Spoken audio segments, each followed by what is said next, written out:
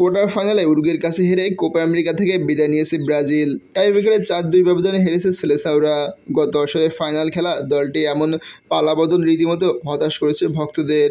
তবে coach Dorival junior দলটিকে নিয়ে ধৈর্য ধরতে বললেন।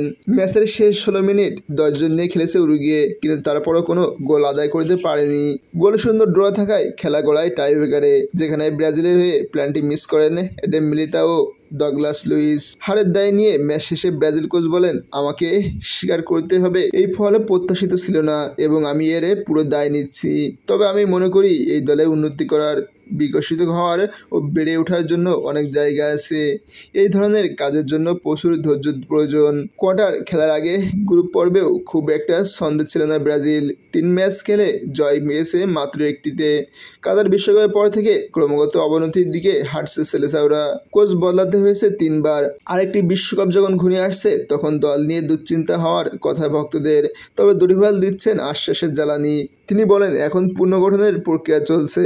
সাধারণত একটি দল গড়তে হলে কঠিনতার মধ্য দিয়ে যেতে হয়। এটা ছিল আমাদের প্রথম অফিসিয়াল টুর্নামেন্ট এবং এখানে আমাদের রেজাল্ট প্রত্যাশিত চেয়ে অনেক বাজে হয়েছে। আমাদের মূল উদ্দেশ্য এখন বিশ্বকাপের জায়গা করে নেওয়া। টুর্নামেন্ট শুরুর দিকে বেশ কিছু সমস্যা ছিল আমাদের।